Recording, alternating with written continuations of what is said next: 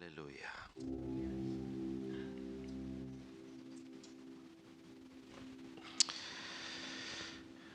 Dios los bendiga en esta mañana, mis hermanos. En el estudio de nuestra carta a los tesalonicenses, hemos encontrado lecciones muy importantes para nuestra vida espiritual. Y espero en el Señor de que Dios siga hablando en nuestras vidas a través de esta epístola. Y lo más importante, que pueda ser de uso, pueda ser de mucha bendición para nuestra vida espiritual y para nuestra vida congregacional.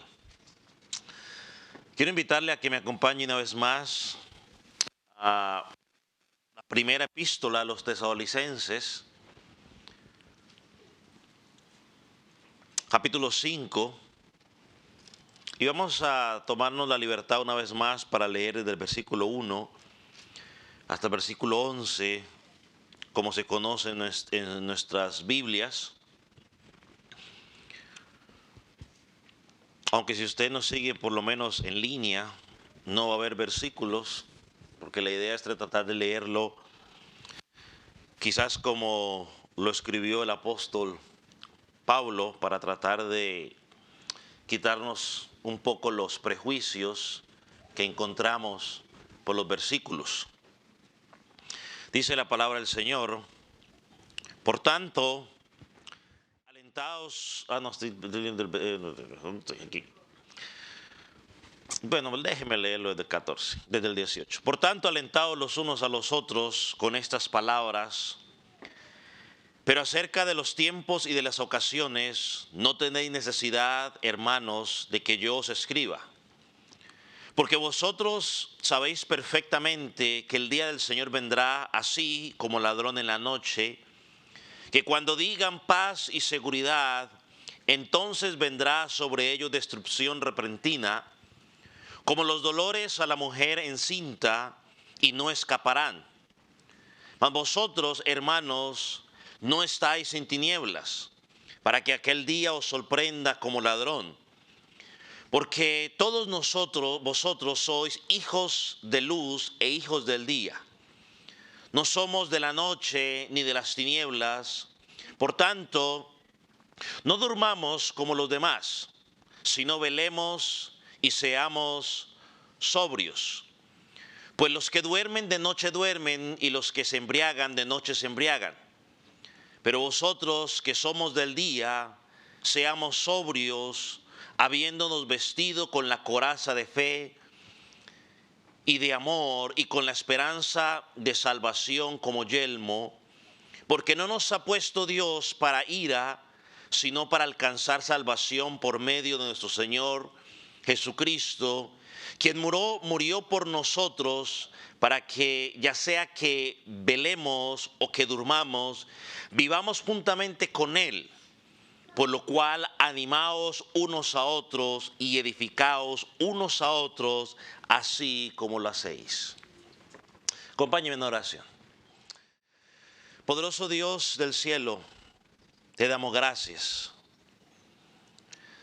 Gracias por la oportunidad de tener una copia de tu palabra en nuestras manos. Gracias por la oportunidad de poder tomar esa copia, leerla y estudiarla. Señor, te pedimos en esta mañana que tu Espíritu Santo nos ayude a poder entender lo que revelaste al apóstol Pablo para que escribiera a los tesalonicenses y a nosotros, por supuesto. Te pedimos, Espíritu Santo, que nos ayudes, oh Dios, no solo a entender esa palabra, sino ponerla en práctica en cada una de las áreas de nuestra vida, ya sea congregacional, familiar o laboral. Te pedimos, Señor, que como predicador me ayudes a predicar con fidelidad tu palabra. Señor, para que tu palabra pueda producir fe y arrepentimiento en aquellos que no te conocen y puedan confesarte como Salvador y Señor. Y para aquellos que están en Cristo, tu palabra pueda afirmar su fe y sea de aliento para seguir en su caminar espiritual.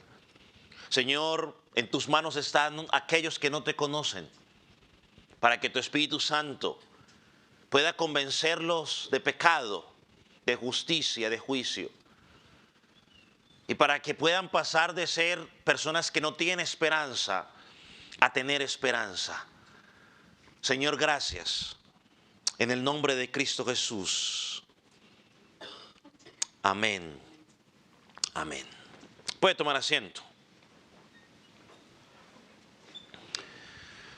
Al mirar lo que hemos estudiado hasta este momento, pensando quizás en el capítulo 4, del versículo 13 hasta el versículo 11 del capítulo 5, vemos una sección claramente definida que podríamos definir o dividir en tres secciones que el apóstol Pablo presenta.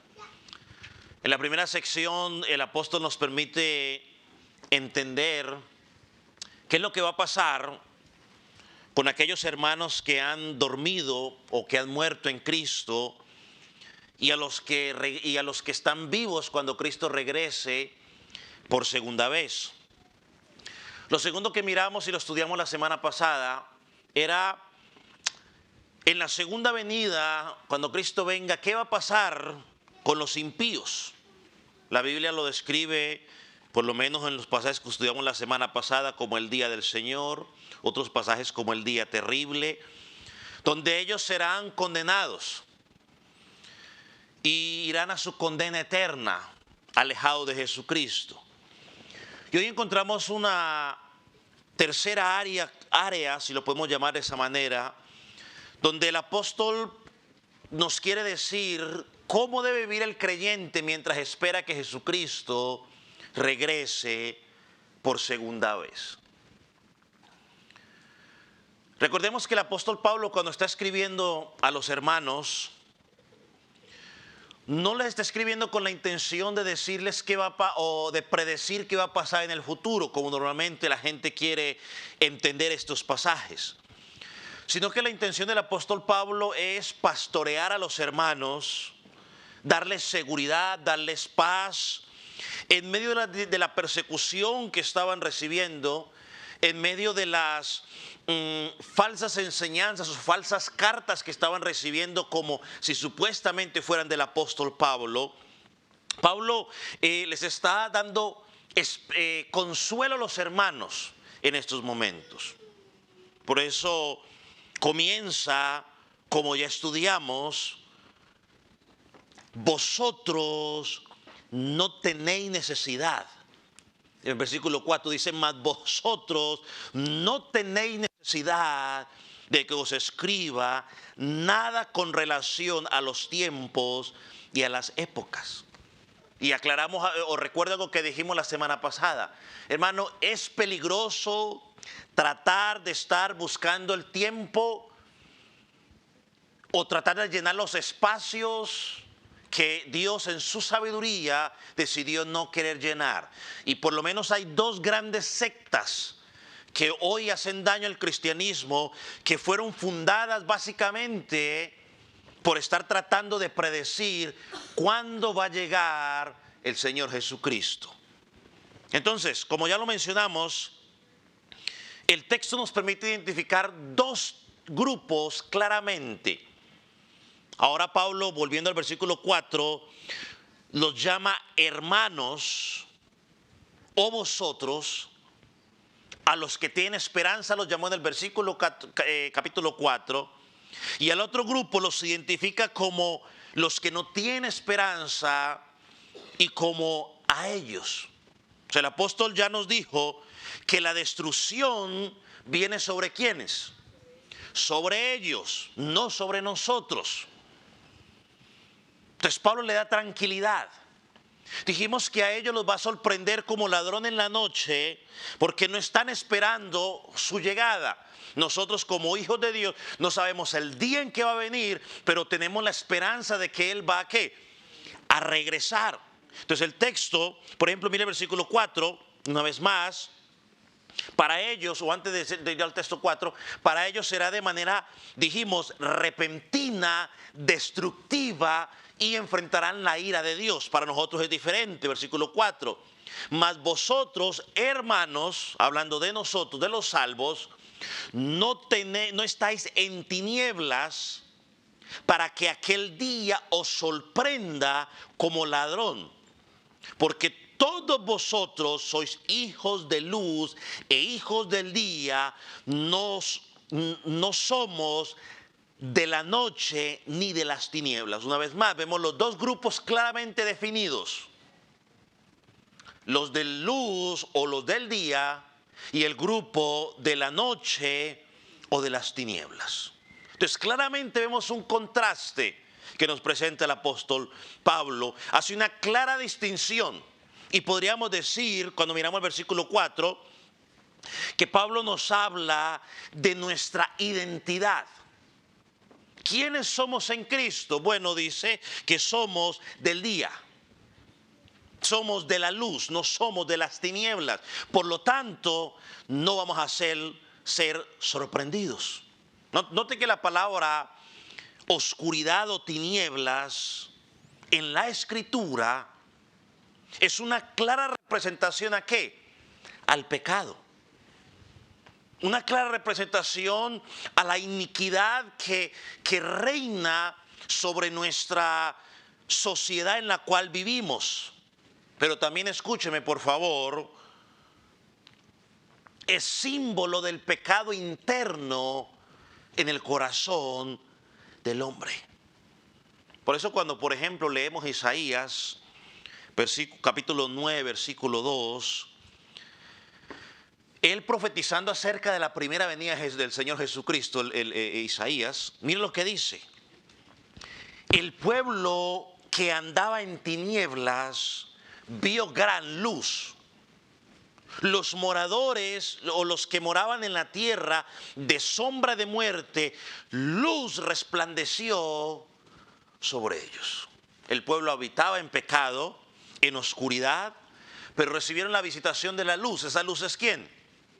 Cristo. Esa luz está representada en Jesucristo. Y lo que entendemos en términos espirituales, no es que no me vaya a decir que bueno, es que no tenían antorchas en ese época, no estaba hablando de una oscuridad física, sino una oscuridad ¿qué? Espiritual. El pueblo estaba sumergido en su pecado hasta que la luz de Cristo lo resplandeció. Y su palabra dice, que es algo terrible en los evangelios, que cuando él vino a los suyos, ¿qué pasó con los suyos? Los suyos no le recibieron, aunque bueno, hagamos una especie de paréntesis allí, digamos, bueno, no todos, porque algunos de los suyos sí lo recibieron, por ejemplo, los apóstoles, unos que otros sí lo recibieron. Pero la idea que presenta el texto es que una gran cantidad, la mayoría, lo rechazaron. Y lo dice una forma, una forma más clara para describir la dureza o la depravación del corazón del hombre, es que sigue diciendo en Juan que los hombres amaron más las tinieblas que la luz. Es decir, amaron más el pecado que ¿a quién? Que a Cristo. Esa es la dureza del corazón. Hoy en nuestros días las cosas ¿qué? No han cambiado. La gente hoy sigue amando más su pecado, aman más sus deseos engañosos, aman más estar en la oscuridad que a Cristo.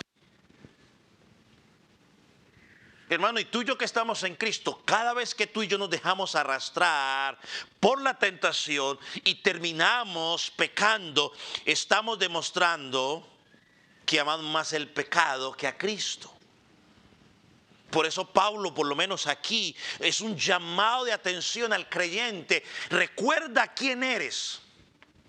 Él va a regresar y mientras Él regresa, tú tienes que recordar quién eres en Cristo. Y aquí es donde la gente dice, porque una vez cuando habla de ciertos temas, la gente, uno escucha, no, es que lo que pasa es que Dios condena a la gente porque Dios no los eligió. Bueno, la respuesta, esa es una respuesta fácil para buscar un culpable externo y yo evadir mi responsabilidad, siempre culpando a otros. Pero ¿sabe qué responde Juan? En Juan 3:19, que es, digamos, donde estamos enfatizando este momento. Mire lo que contesta Juan en Juan capítulo 3, versículo 19, búsquelo. Porque Juan allí da la respuesta, no es que Dios te juzgue, te condene porque no te eligió. Mira la respuesta. Esta es la condenación. ¿Cuál es la condenación? Que la luz vino al mundo. ¿Quién es la luz? Cristo. Cristo vino al mundo, pero los hombres, ¿qué hicieron? Amaron más las tinieblas que a la luz. ¿Quién es la luz? Cristo, porque sus obras eran malas. La gente ama la tiniebla, ama vivir en su pecado. Por eso no quieren servir ni buscar a Cristo. Y la excusa perfecta es decir, no hay iglesia, en la iglesia hay pecadores. Claro que sí, somos pecadores que estamos siendo transformados a la imagen de Cristo. Claro que hay pecadores. Los tesalonicenses vivieron en tinieblas. Tú y yo que estamos en Cristo en algún momento de nuestra vida vivimos en tinieblas. O es más, como dice Pablo en Efesios, porque Pablo en Efesios es más duro todavía. Él dice, erais tinieblas. Ni siquiera vivíamos, decía, erais tinieblas. Nos deleitábamos en la oscuridad. Bueno, la buena noticia es que si estamos en Cristo, cuando Dios nos sacó de las tinieblas, dice el apóstol Pedro, que nos sacó de las tinieblas, ¿a dónde? A su luz admirable. Y alguien preguntaría, oh, apóstol Pedro, no, preguntándole al apóstol Pedro, no que sea yo el apóstol Pedro. Le pregunta al apóstol Pedro, apóstol, ¿para qué nos sacó de la luz a las tinieblas? El apóstol Pedro contesta, para que anunciéis las virtudes de aquel que nos llamó. Para eso nos sacó de las tinieblas. Para que anunciemos aquel que nos sacó de las tinieblas a su luz admirable. Entonces Pedro nos dice, ya no estáis en tinieblas. Habla de nuestra identidad. Entonces, por lo tanto, en su segunda venida, el gran día del Señor, el juicio final, no nos va a sorprender como ladrón en la noche. No sabemos el día, pero sabemos que Él va a regresar. ¿Por qué? Porque somos hijos de luz. Entonces el creyente genuino se evidencia por sus frutos. Su palabra lo dice, por sus frutos los conoceréis. Note algo. Al hablar de hijos de luz, habla de nuestra naturaleza. Entonces el apóstol Pablo nos pasa a hablar aquí, a describirle lo que tienes que hacer por causa de lo que eres. Que esto es lo que tú tienes que hacer por causa de lo que eres. En vista de que tu identidad en Cristo es diferente, esto es lo que tienes que hacer. Mira el versículo 6. Por tanto, no durmáis como los demás. ¿Quiénes son los demás? ¿Quiénes son los demás, mis hermanos? Los del mundo. Miren lo que está diciendo. No durmáis como los demás. En lugar de dormir como ellos, ¿qué tenemos que hacer? Dice, velemos y estemos ¿qué? Sobrios.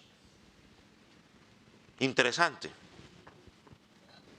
Entre este día, que estés como escuchando, digamos, este sermón, hasta que Jesucristo regrese por segunda vez, o hasta que sea ese día de venganza sobre los impíos, donde Dios va a advertir toda su ira sobre ellos, y tú y yo como justos seremos liberados por siempre.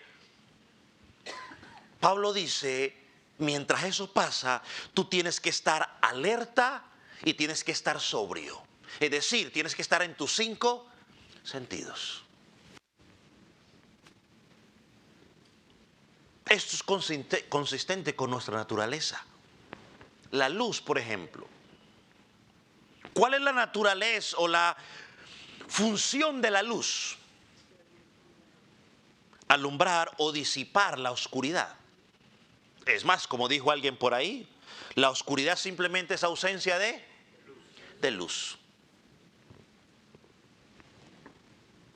¿Cuál es la función del fuego? ¿Qué hace el fuego? Quema o consume todo lo que usted haga en un juego y métalo ahí, normalmente consume todo lo que le echan, dependiendo de la temperatura de esa situación. Entonces, lo mismo sería ilógico que la luz no disipara las tinieblas. Sería ilógico que el fuego no quemara o no consumiera todo lo que se le echa allí. De la misma manera, es ilógico que si tú y yo somos hijos de luz, estemos dormidos. Que no estemos brillando en medio de la oscuridad. Es ilógico por nuestra identidad espiritual. Miren lo que voy a decir, póngame atención. Es ilógico que por nuestra identidad espiritual, tú y yo como hijos de Dios seamos indiferentes o apáticos a las cosas espirituales. ¿Qué es ser apático o indiferente a las cosas espirituales? Me da igual. Desinterés. Es ilógico que el Hijo de Dios tenga un desinterés por las cosas de Dios. Eso es lo que Pablo dice aquí. En vez de estar dormido, el que está dormido físicamente es alguien que está simplemente desconectado de lo que está pasando. Pablo dice, tú en vez de estar desconectado como están los de afuera, tu responsabilidad como hijo de luz es estar brillando, es estar atento, es estar alerta. Pablo por eso dice, por tanto. Otra forma sería por eso. Porque eres hijos de luz, no duermas como los de las tinieblas. Como los hijos de la oscuridad. Ellos no tienen esperanza. Los que no tienen a Cristo viven la vida como viven la vida porque, ¿cómo es que dicen? La vida es una y hay que disfrutarla. Ellos viven así la vida.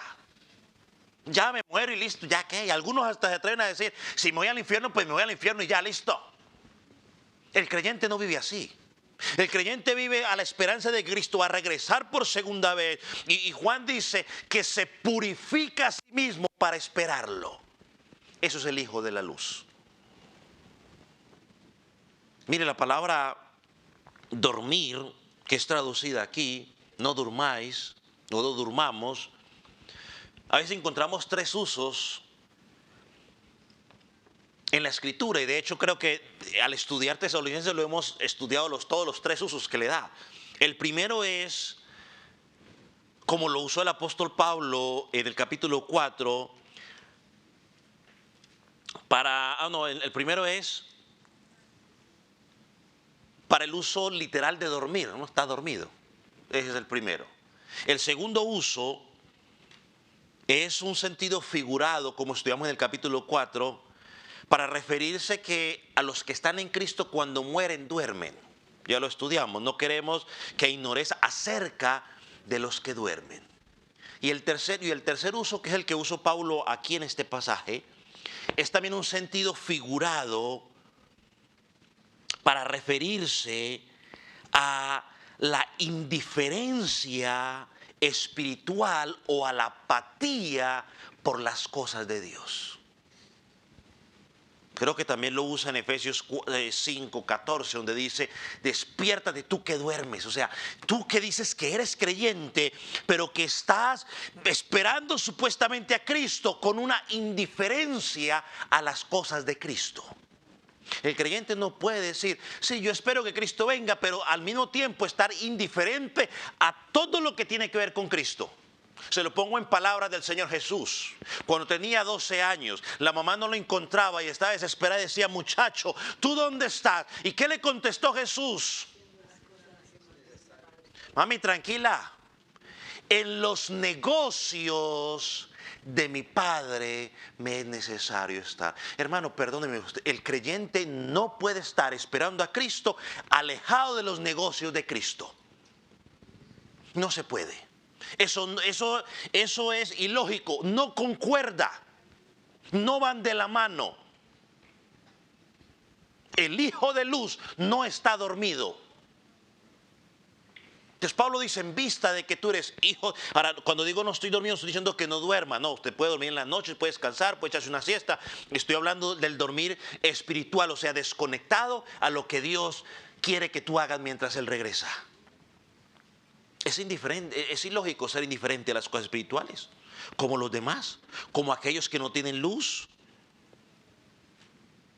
Estos son los mismos que en el capítulo 4 Pablo los llama los que no tienen esperanza.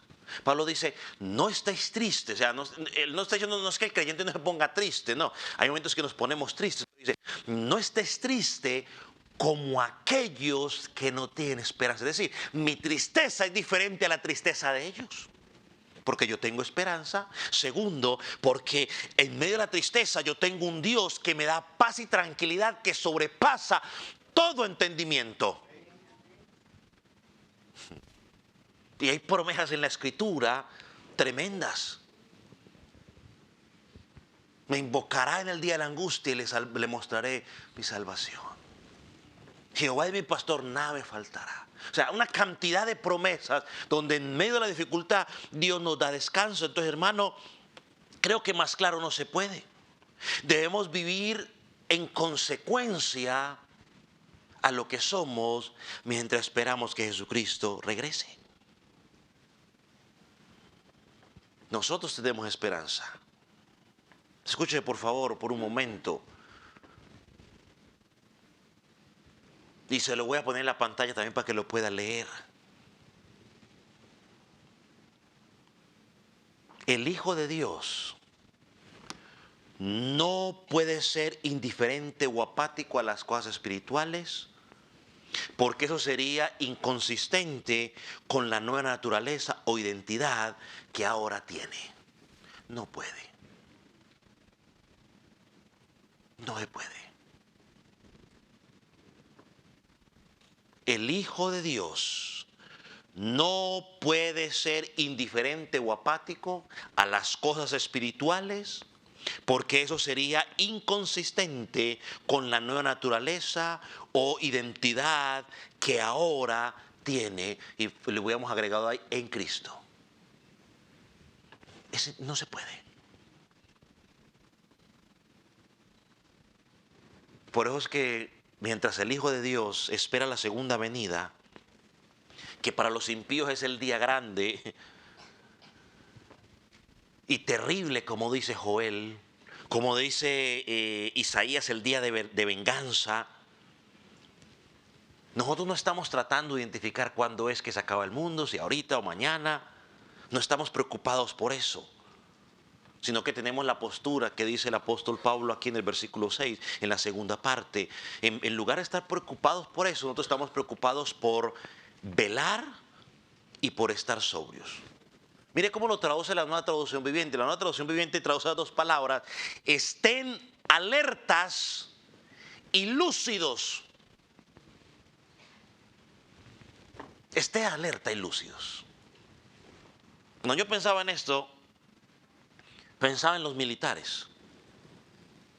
Los militares, cuando están en el campo de batalla, muchas veces duermen casi uniformados con el fusil al lado.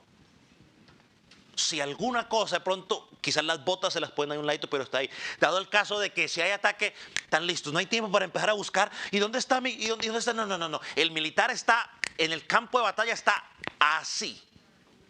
Bueno, así tiene que vivir el creyente. El creyente no puede estar dormido en los laureles, como dicen por ahí. Porque mientras el creyente duerme, la Escritura dice en Pedro que Satanás anda como león rugiente buscando a quien devorar. Ahora, ¿qué es lo que nos muestra Pablo aquí con estas palabras? Estar alerta, lúcidos. Y hermano, y póngame atención por favor, a pesar de que tú y yo estamos en Cristo, que hemos sido regenerados, que somos luz, no, y esto espero que no lo vaya a usar como una excusa, pero tengo que decirlo. Tú y yo, a pesar de que estamos en Cristo, no somos exentos de enfrentar desánimo espiritual o en algunas ocasiones ser arrastrado por las obras de la carne. No somos exentos de eso. Por eso Pablo te dice y me dice a mí, abre el ojo. Tienes que estar alerta. Tienes que estar sobrio. Porque muchas veces los deseos de la carne, los deseos pecaminosos nos quieren arrastrar. Lo dije la semana pasada en una frase que alguien compartió conmigo. El desánimo del cristiano comienza cuando el cristiano dice, luego oro. Todo desánimo del cristiano comienza cuando el cristiano dice, bueno, luego leo la palabra, luego la estudio. Y de luego la va posponiendo. Cuando reacciona, el desánimo ya lo ha abrazado totalmente. Y el creyente dice, no entiendo por qué estoy en esta situación. Bueno, si somos honestos y analizamos nuestra vida, tenemos que decir, dejé de hacer lo que tenía que hacer. Es decir, dejé de velar, dejé de estar alerta y me puse a dormir. Hablando espiritualmente. La escritura dice en Mateo 26, 41, y lo dijo el Señor Jesucristo, cuando hablaba con los discípulos, le dijo, discípulos, el espíritu está dispuesto, pero la carne es débil. No lo vayamos a usar como excusa, pastor, es que usted sabe que la carne es débil. Pues claro, porque la carne es débil, Jesús le dijo a los discípulos que velad y orad. Esté atento. Entonces debemos estar alertas, debemos estar sobrios para no ser arrastrados. Ese es el mismo llamado que encontramos del apóstol Pedro, en la primera carta, en el capítulo 5, versículo 8, búsquelo por favor, porque es el mismo sentido. Primera de Pedro, capítulo, ¿qué dije? 5, versículo 8. Esto ya lo estudiamos hace unos meses.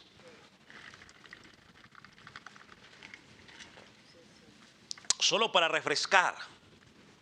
¿Qué dice el apóstol? Mientras el creyente espera la venida del Señor Jesucristo, ¿cómo está el creyente? Dice, sed sobrios y velad. Las mismas palabras. Sobrios y velad. ¿Por qué, apóstol Pedro? ¿Por qué tenemos que estar sobrios? ¿Por qué tenemos que velar? Porque vuestro adversario, el diablo, como león rugiente, anda buscando a quien devorar. Es que la respuesta del apóstol Pedro es clara. Iglesia del Calvario, por favor, entienda esto. Y se lo digo en amor. Y no lo vaya a tomar como se dice por ahí que es una piedra. No, pero entiéndalo en amor, por favor. Mi enemigo, tu enemigo no es el hermano. No es tu vecino, es el diablo. Y dice el pasaje que él está caminando a tu alrededor buscando cuál es la mejor manera para derribarte. ¿Cuál es la mejor manera para derribarte? ¿Cuál es la mejor manera que él puede usar para desanimarte? ¿Cuál es la mejor manera? Él se la pasa en eso, buscando. Hermano, mientras tú y yo descuidamos nuestra vida de oración, mientras tú y yo descuidamos nuestra vida de estudiar la palabra, mientras tú y yo descuidamos nuestra comunión con los hermanos, es decir, no nos congregamos, mientras tú y yo hacemos todo eso, mientras tú y yo descuidamos el servir en la iglesia local, ¿sabe qué está haciendo Satanás? Está a tu alrededor buscando cómo derribarte. Por eso Pablo dice, y Pedro, tenemos que estar sobrios, alertas. tenemos que estar conscientes. Hermano, tenemos un adversario que no es pequeño. Tú no lo puedes ver, yo no lo puedo ver, pero él está allí. Y Satanás es más sabio que tú y yo juntos. Él es inteligente. Él no perdió los poderes que Dios le dio desde el principio. Él los tiene intactos. Él es inteligente. Él es más sabio que tú y que yo. Y él sabe cuáles son las áreas de debilidad tuya y las áreas de debilidad mía. Y allí te va a atacar constantemente para hacerte daño y hacer daño a la causa de Cristo. Iglesia, tenemos que velar y ser sobrios. Hay que despertar. Hay que despertar. Levántate tú que duermes, dice Pablo en Efesios 5:14. ¿Sabes de cuál es la razón por la cual tú y yo muchas veces o en muchas ocasiones somos presa fácil de los ataques de Satanás? ¿Sabe por qué?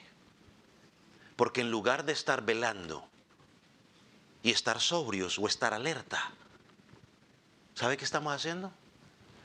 Durmiendo. Como dice Pablo aquí. Como eres hijo de luz, por lo tanto, no durmáis como los demás. Iglesia, es un llamado a velar. ¿Cuántas veces, y yo creo que con esta ilustración usted lo va a entender perfecto, cuántas veces ha sonado nuestra alarma y tú dices, 5 minutos más? Y esos 5 minutos muchas veces se han convertido en 1 o en 2 o hasta en 3 horas. Esos 5 minutos. Bueno, muchos de nosotros estamos en esos 5 minutos espirituales. Señor, 5 minutos, Señor, 5 minutos. Y ya llevas no sé cuánto tiempo en un terrible sueño. Satanás está ganando ventaja y no hemos reaccionado. Eres hijo de luz. Recuerda tu identidad. Eres hijo de luz. Recuerda tu identidad en Cristo. Recuerda que lo estás esperando. Por eso, hermano, el creyente no puede entrar en apatía espiritual por las cosas de Dios. Porque es ilógico decir que yo espero que Jesucristo venga por mí, voy a pasar eternidad con Él, pero mientras estoy aquí en la tierra estoy apático a todo lo que tiene que ver con Él. Eso no cuadra. Pablo dice, despertad. Hermano, hay que despertar. Hay que mantener la mirada en Jesús, el autor, el consumador de la fe, como dice Hebreos. Hermano, deja de estar enfocándote en lo que está alrededor. Mira únicamente, enfócate únicamente en Cristo mientras Él regresa por su pueblo. Hermano, que no nos pase lo de las 5 vírgenes. Muchos usan ese pasaje de las 5 vírgenes para decir que la salvación se pierde. Yo por lo menos entiendo otra cosa. Pero al estudiar el pasaje, una de las cosas que uno entiende allí es que estas 5 personas representan esas personas que pensaban que eran ¿qué? Salvas.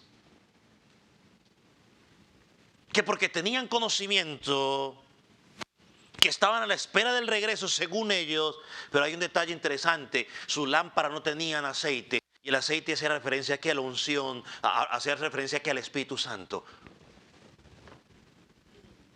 Cuando regresó por las bodas, cuando despertaron del sueño, ¿qué pasó?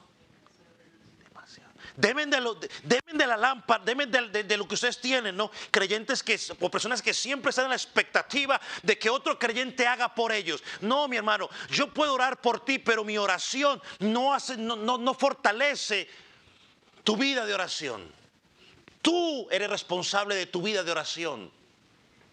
Yo puedo enseñarte la palabra el domingo y puedo preparar bien en mis limitaciones, pero yo no te puedo dar hambre por la palabra. Es nuestra responsabilidad. Y muchos, tristemente, como estas 5 vírgenes, estamos hoy en las congregaciones dormidos, felices, tranquilos, como los del mundo. Cuando Cristo regrese, va a ser demasiado tarde. Ahora sí creo en ti, demasiado tarde. Hermano, que no nos pase lo de estas mujeres, el ejemplo que usa Cristo. Hubo un tiempo en el que tú y yo andábamos en tinieblas, andábamos en rebelión, éramos indiferentes, éramos apáticos a las cosas espirituales. Pero si estás en Cristo ya no eres eso. No podemos seguir viviendo de la misma manera. Mire, cuando Pablo nos habla aquí de estar sobrios y velar, ¿sabe de qué nos está hablando también? ¿O qué está implícito allí? Un fruto, el fruto del Espíritu Santo. ¿Cuál fruto del Espíritu Santo cree usted que está implícito ahí? El dominio propio. Debemos vivir de forma consistente a lo que somos. La luz no puede comportarse como si fuera tiniebla. Eso es antinatural. Mire que Pablo refuerza eso en el versículo 7. Dice, pues los que duermen, de noche duermen, y los que se embriagan, de noche se embriagan. Ahora quiero que entienda que el apóstol no está usando el dormir y el emborracharse de manera literal aquí, sino que lo está presentando con una forma simbólica.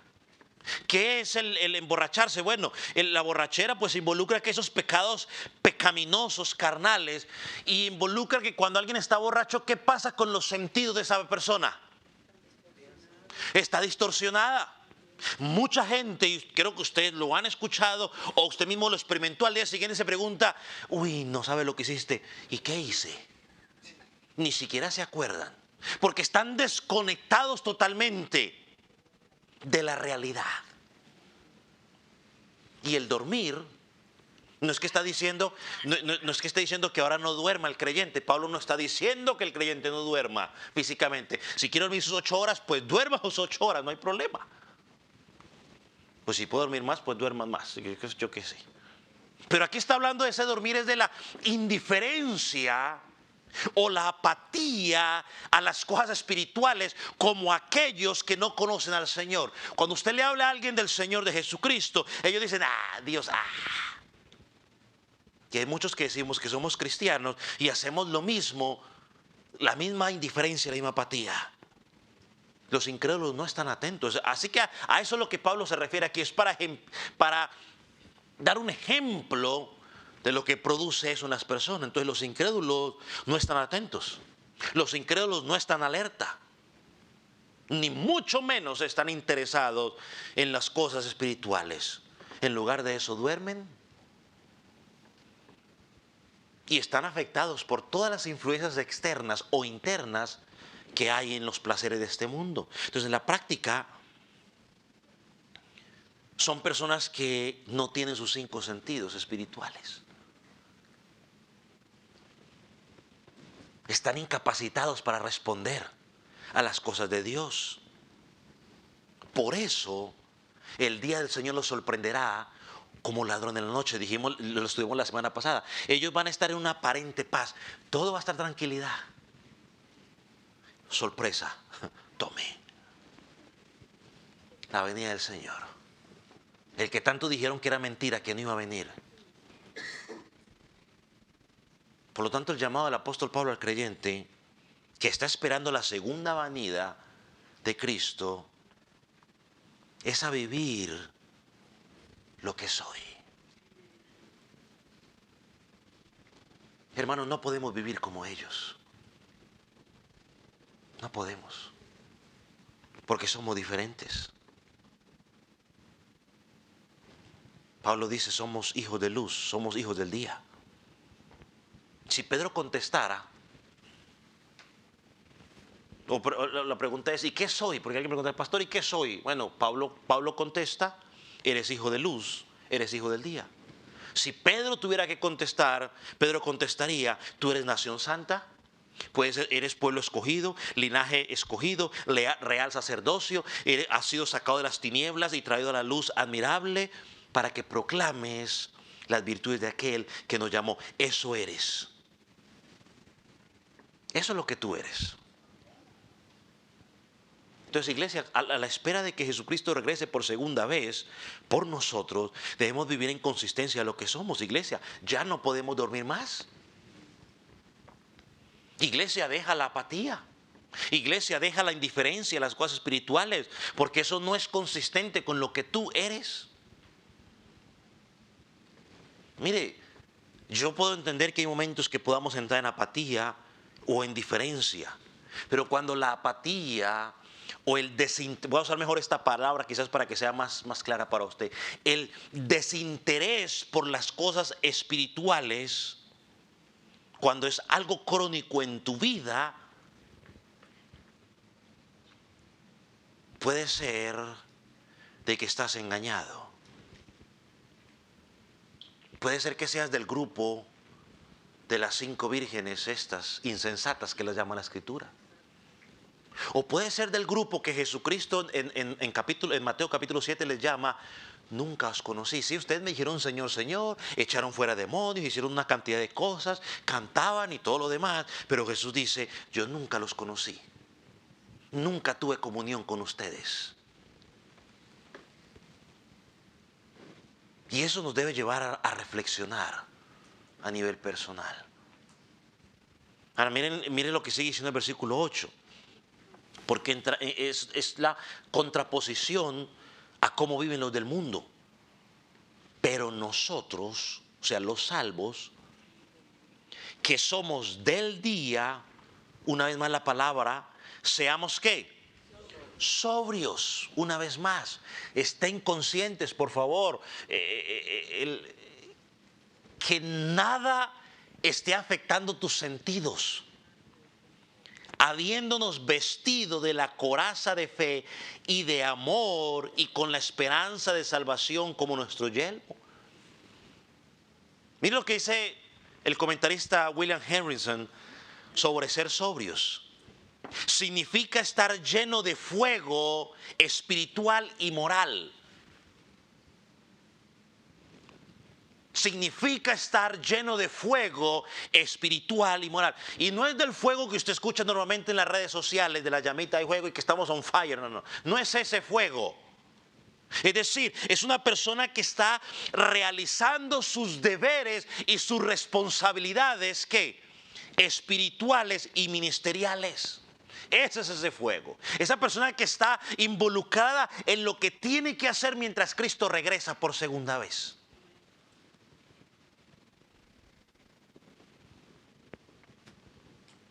Mire cómo resume este comentarista la exhortación del apóstol Pablo.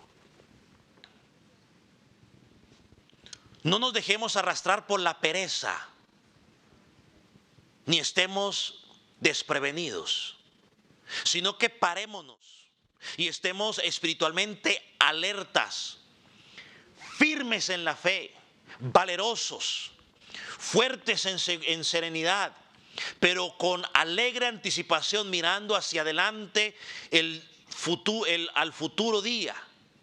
Pero sobre todo hagamos esto porque pertenecemos al día y no a la noche. Wow. No nos dejemos arrastrar por la pereza. No estemos desprevistos. Yo sé, hermano, que cuando usted tiene que sentarse a ver una serie en Netflix, no da pereza. Pero cuando usted tiene que sentarse a escuchar al pastor predicar, sí da pereza.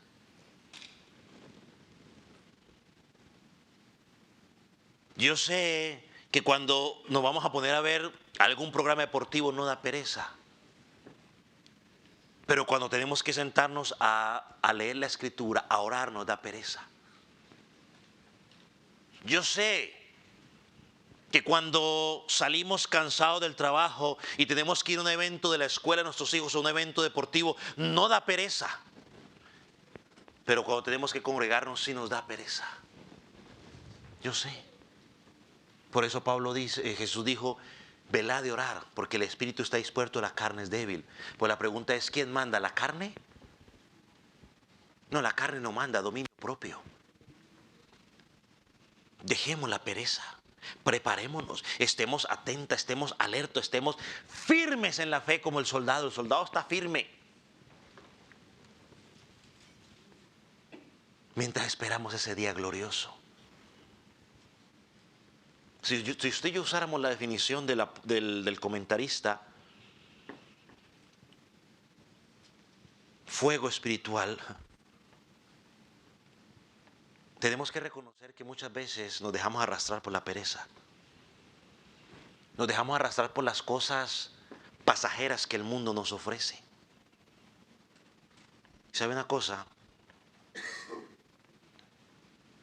O nos dejamos llevar por las cosas infantiles que vemos a nuestro alrededor, o por la inmadurez.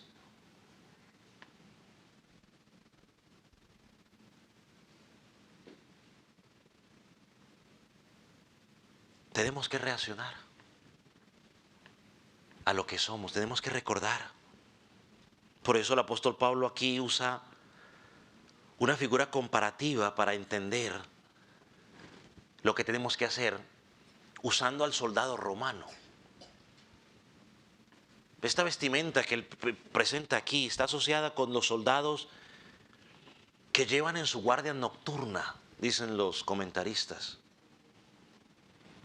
Lo cual significa que el creyente vive en la noche como si fuera de día, es decir, está totalmente atento. El creyente se mantiene preparado. El creyente no se deja arrastrar por lo que la carne quiere. Mire lo que dice el versículo 8. Habiéndonos vestido.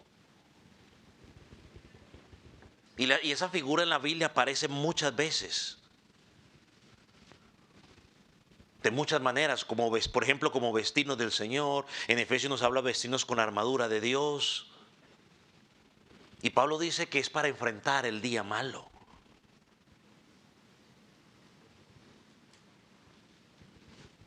Y Pablo aquí no está, mira lo interesante, Pablo aquí no está llamando, en Efesios nos llama a vestirnos. Aquí, ¿qué nos está diciendo? Habiéndonos vestido, es decir, ustedes que ya tienen que tener esa vestimenta. Ya tienen que tener esa vestimenta. Y nos da, y mira hermano que nos da dos partes de esa armadura que son de defensa para que mantengamos, para que podamos velar y para que podamos estar sobrios. Él dice vestidos con la coraza de fe y de amor. ¿Quién me dice rápidamente qué era la coraza? Era lo que se ponían aquí en el pecho. Cubría el tórax, el corazón, todos estos órganos importantes. Hoy en día lo llamamos el chaleco, ¿qué? Antibalas. Se los ponen casi para cubrir, porque normalmente cuando disparan siempre apuntan a esta parte. Yo siempre pregunto, ¿y por qué no apuntan a la cabeza? ¿No? Yo sé, apuntan siempre aquí, a estas partes vitales. Pero bueno. Pablo dice, vístete con la coraza. O sea, esta protección aquí de fe y de amor. Ahora, ¿por qué la fe es vital?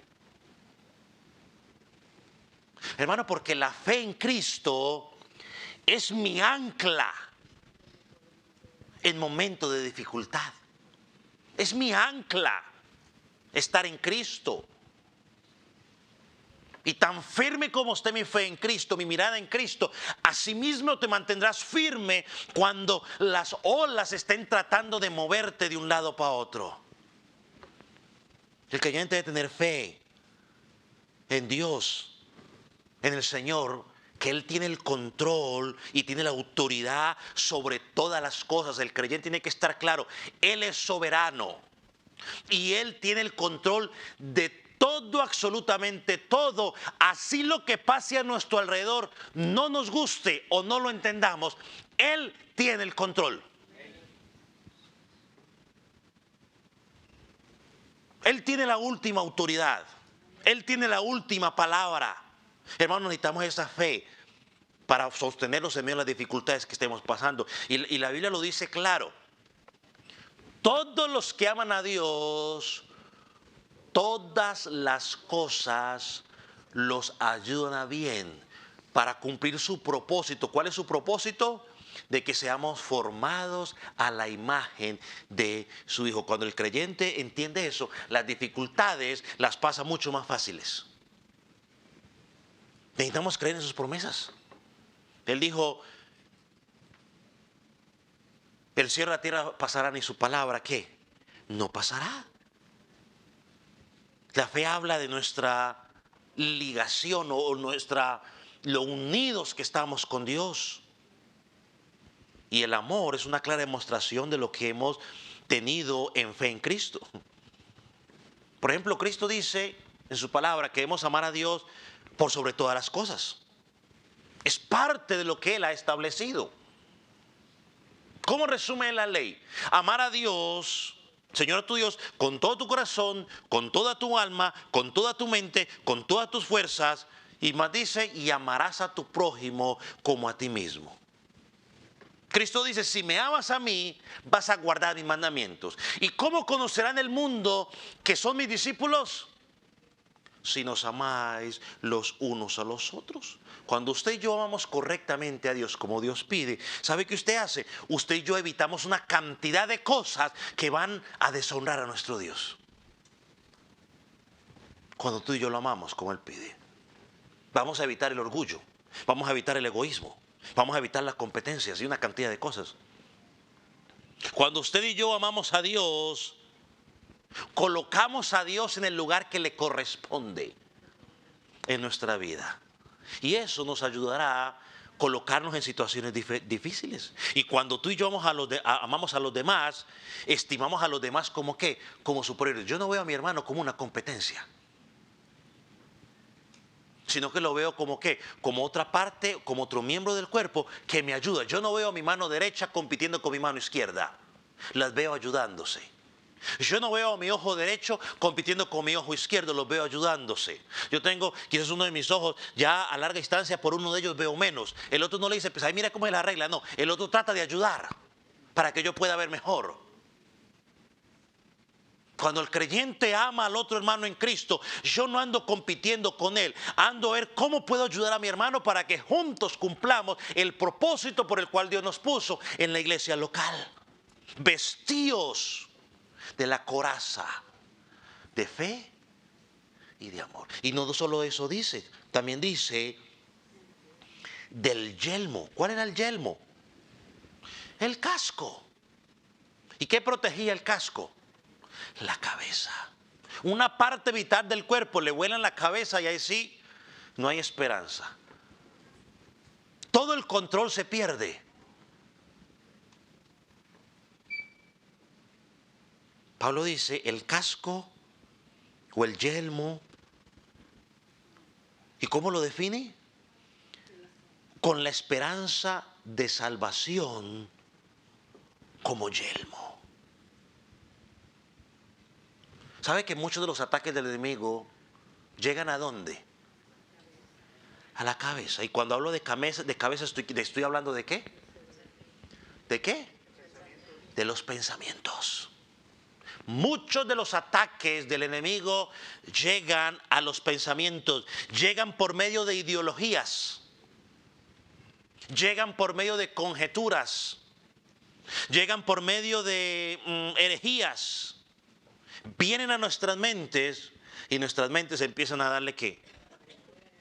Y si estamos dormidos, es decir, desconectados de las cosas espirituales, vamos a ser fácilmente arrastrados por esos pensamientos. Es por eso que a veces, y eso no pasa únicamente aquí, sino en toda congregación pasa, que de pronto personas que tú y yo vimos un día sentados a nuestro lado en la congregación, que lo vimos sirviendo en la congregación, pronto usted los ve que ya no están. ¿Y dónde están? Alejados. Alejados. Porque llegaron cosas a su mente y su mente no estaba protegida con la esperanza de la salvación. Y fueron arrastrados. Hermano, la batalla por el desánimo no se gana porque alguien te dio un abrazo, ni te dio un beso, ni porque alguien te diga lo que tan importante Él es para ti, ni nada por esas cosas. Eso, si me apura usted un poquito, eso quizás ayudará un 5%. Un 5%. Pero ¿sabe cuál es la principal herramienta contra el desánimo? Tu vida de oración. Tu vida del estudio de la palabra. El congregarte. El tener comunión. Lo que antes para ellos era importante, orar, estudiar la palabra, ya no es importante. Porque se han descuidado. Porque se han descuidado en algo simple. El casco de la esperanza de la salvación, de la seguridad de la salvación. Hermanos, necesitamos el yelmo de la esperanza de salvación para combatir los ataques que llegan a nuestra mente. Ataques como el enemigo te dice, ya no tienes perdón, nadie te quiere, o cosas que llegan a nuestra mente, la esperanza de la salvación.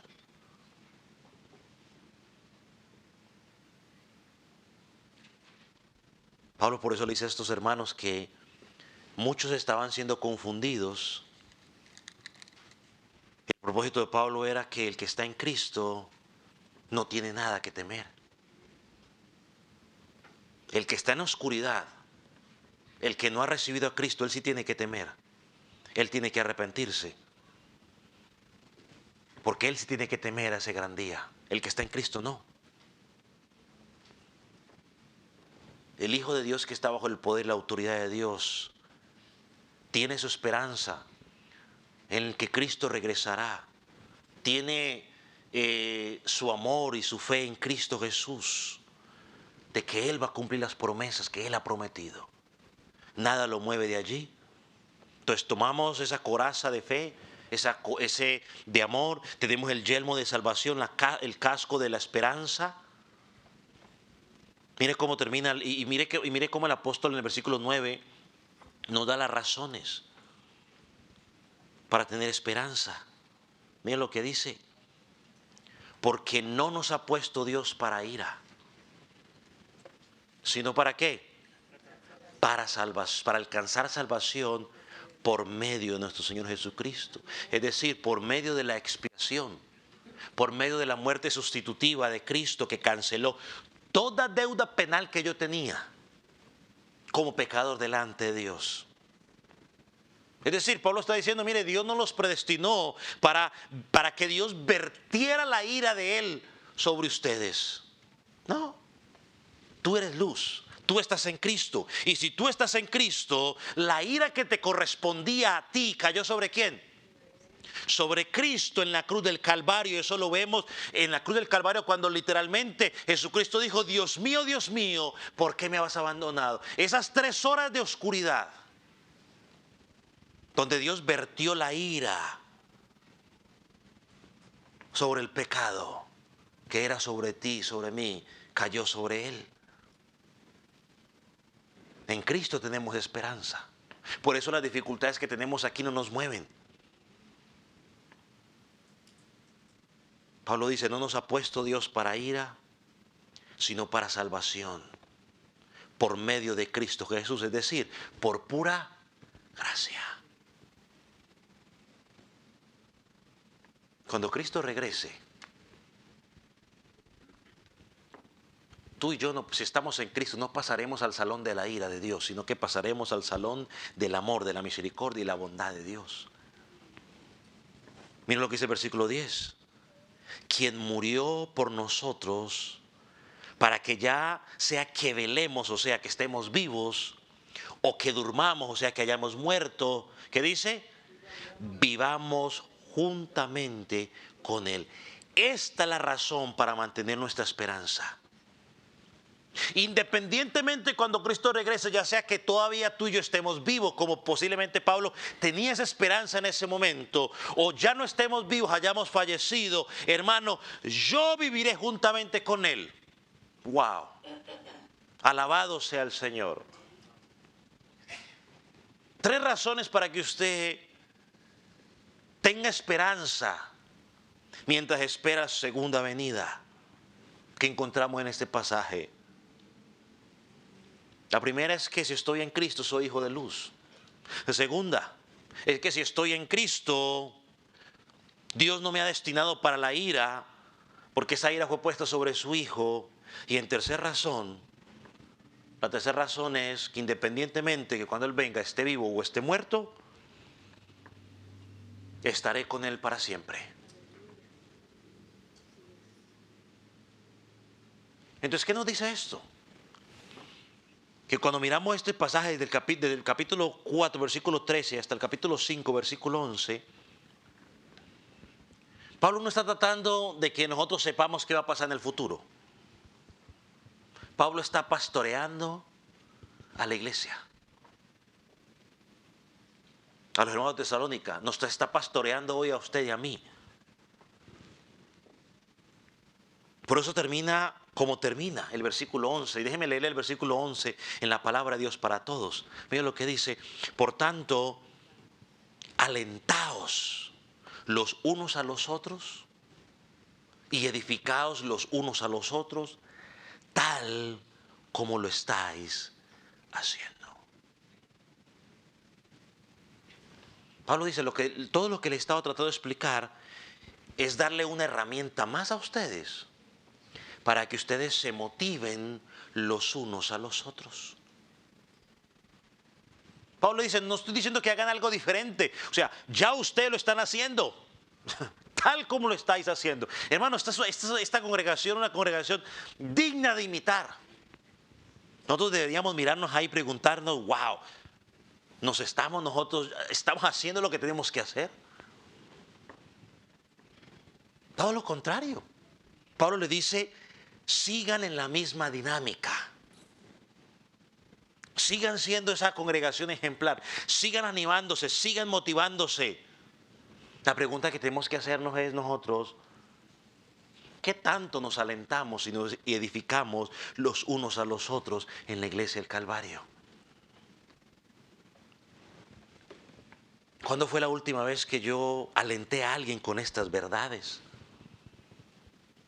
Sí, hermano, está pasando por un momento difícil. Sí, hermano, está siendo maltratado. Sí, hermano, esa enfermedad no se le quita. Hermano, es difícil, pero recuerde una cosa. Lo estamos esperando, Él va a regresar.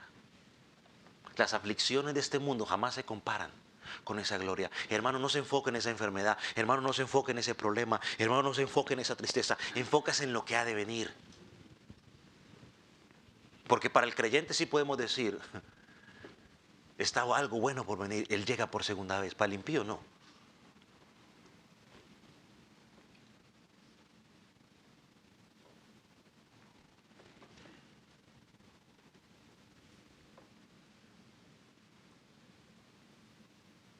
Mire, leamos una vez más el versículo 9 y 10.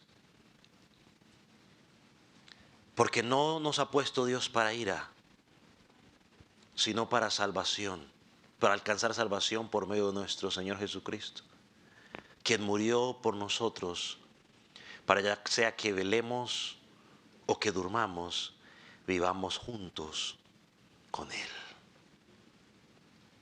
Amigo que me escuchas, que estás sin Cristo,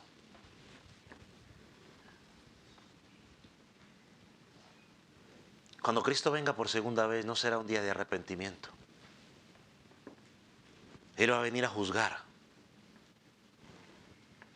No va a haber una segunda oportunidad. Uno ha escuchado muchas veces que no, que es que tú tienes que aguantar y luego una segunda oportunidad. No, no hay segunda oportunidad. No, no hay segunda oportunidad. Cristo viene, levanta su iglesia, juzga o hace su juicio y entramos en la eternidad. Bueno, por lo menos esa es la postura escatológica que yo tengo. Si usted tiene otra postura escatológica, no se preocupe, la salvación no está en veremos, la puede tener. Pero no hay segunda oportunidad, estimado amigo. El día del gran juicio de Dios, no podrás escapar. Hoy es el día de salvación. Tu oportunidad de salvación es ahora que estás vivo, que estás escuchando el mensaje.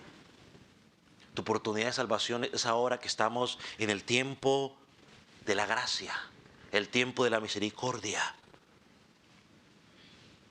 Hoy es la oportunidad para que vengas a Cristo y puedas entrar a través de Cristo en la vida eterna. Te estarás preguntando, pastor, ¿y qué puedo hacer yo? La Escritura dice, cree en el Señor Jesucristo y serás salvo.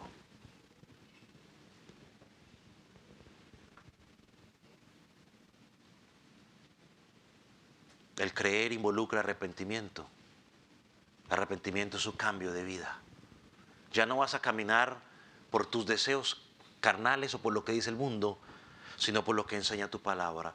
Y dice su palabra que por tus frutos serás conocido si eres hijo de Dios. Ponga sobre sus pies, vamos a orar.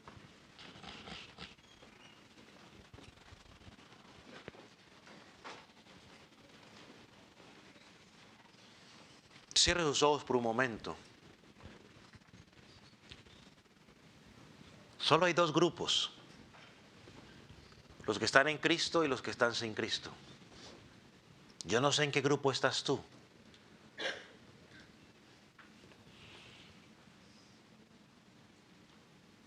Pero yo creo que allí donde usted está, usted pueda hacerse la pregunta sincera, ¿estoy yo durmiendo? ¿Estoy yo desinteresado por las cosas de Dios?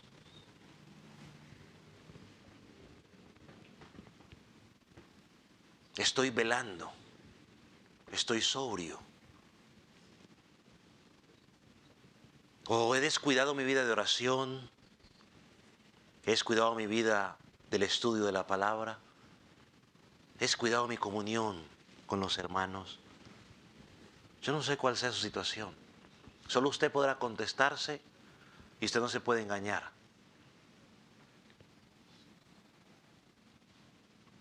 Pero si tú identificas de que hay indiferencia en tu vida por las cosas de Dios, no estás interesado en orar, en estudiar su palabra, en tener comunión con los hermanos,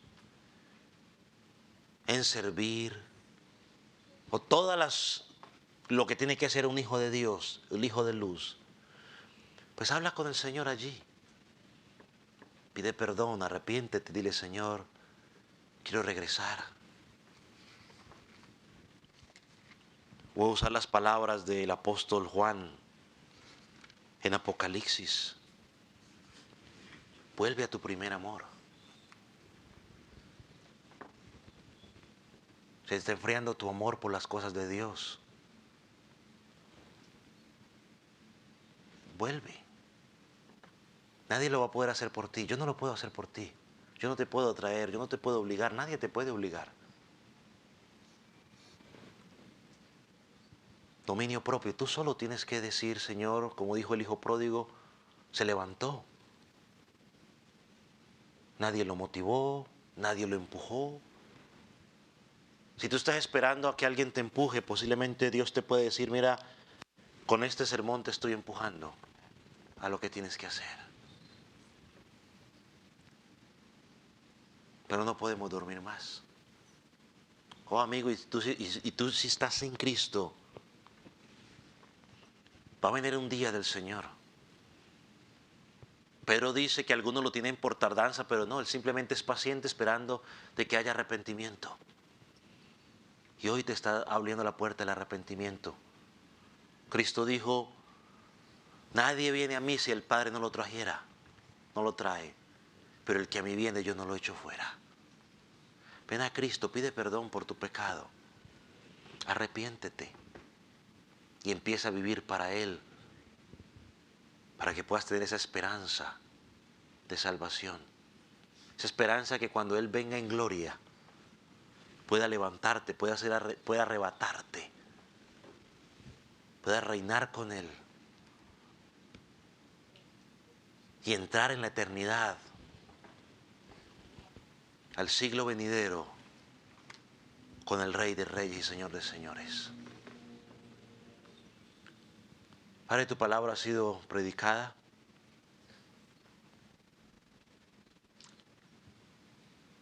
Señor, en mis limitaciones, oh Dios, tratando de ser fiel a lo que tú enseñas, a lo que dice tu palabra.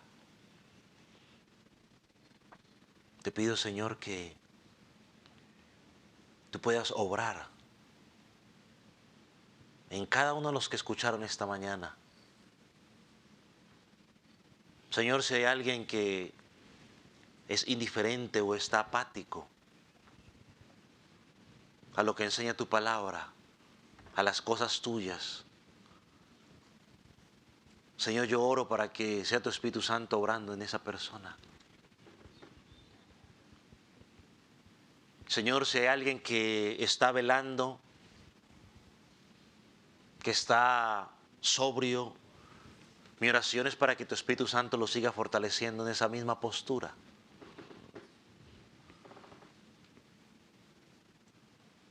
Padre, gracias, Señor, que tu palabra no vuelva vacía.